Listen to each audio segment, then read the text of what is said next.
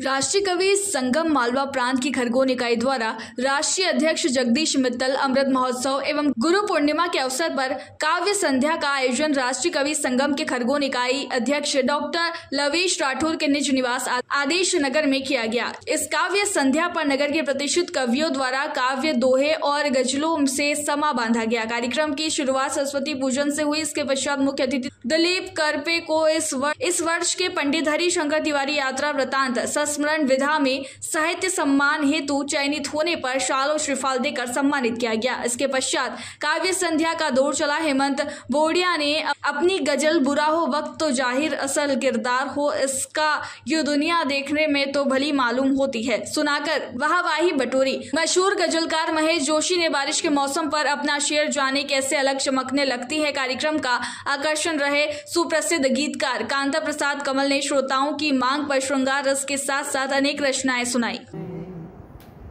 बाग महका रहा था जो सारा, बाग महका रहा था जो सारा, एक वही फूल चुन लिया उसने, एक वही फूल चुन लिया। चार पंक्तियां और सुनिए। पिछली जो राष्ट्रीय कवि संगम की गोष्ठी हुई थी वो हरी पर्वत कॉलोनी में थी और वो लोकसभा चुनाव से पहले थी। हम लोगों का ये तय हुआ था कि हम जैसे ही चुनाव खत्म होंगे फिर एक गोष्ठी और करेंगे और हम जिस विचारधारा से आते हैं जिससे थोड़ा बहुत हम लोग कनेक्ट रखते हैं, तो जब परिणाम आए तो उस परिणाम के बाद चार पंक्तियां निकली। आप सुनिएगा, आप पहुंच जाएंगे वहां तक। निवेदन करता हूँ। झूठा विश्वास चुन लिया तुमने, कैसा संतरास चुन लिया तुमने, राम तो आ गए मगर अवध अब की वनवास।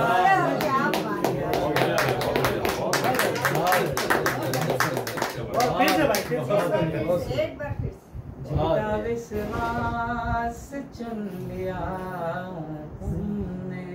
उसके मतलब बाद में बहुत सारी बातें भी हुई कि ऐसा नहीं होना चाहिए था, लेकिन चूंकि हम लोग उस क्षेत्र से नहीं है, मेरा राजनीति से कोई लेना देना नहीं है, लेकिन फिर भी जब आस्था की बात होती है तो कहीं ना कहीं फील तो होता ही।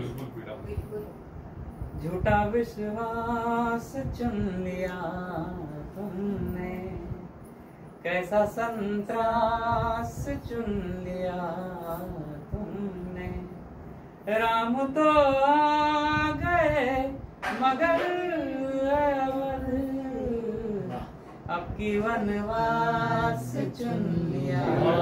ही तो जिंदगी मालूम होती है और बुरा हो वक्त तो जाहिर असल किरदार हो इसका, बुरा हो वक्त तो जाहिर असल किरदार हो इसका, ये दुनिया देखने में तो भली मालूम है। क्या बात है भैया। बुरा हो फिर से भैया कि बुरा हो वक्त तो जाहिर असल किरदार हो इसका, ये दुनिया देखने में तो भली मालूम है। और जिसे मसरूफियत दिन भर की पास आने नहीं देती, जिसे मसरूफियत दिन भर की पास आने नहीं देती, उसी की याद रातों में बड़ी मालूम पड़ती। मसरूफियत दिन भर की पास आने नहीं देती, उसी की याद रातों में बड़ी मालूम होती है।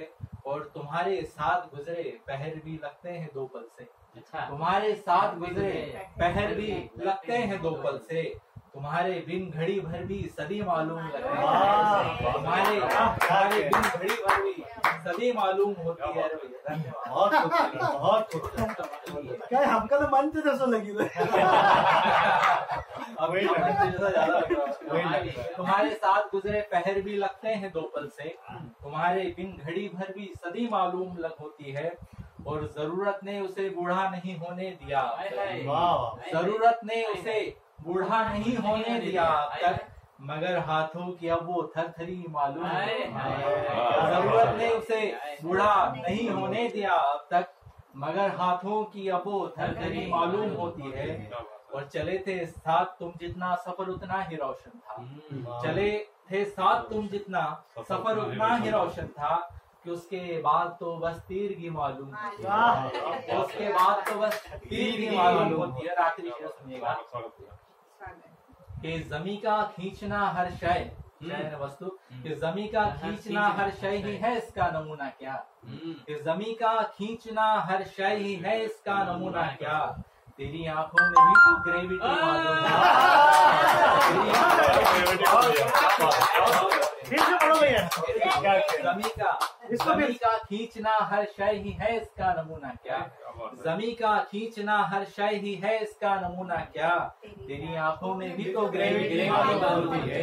हवा गड़बड़ के जो आए वही मालूम होती है। गमों खुशियों से ही तो जिंदगी मालूम।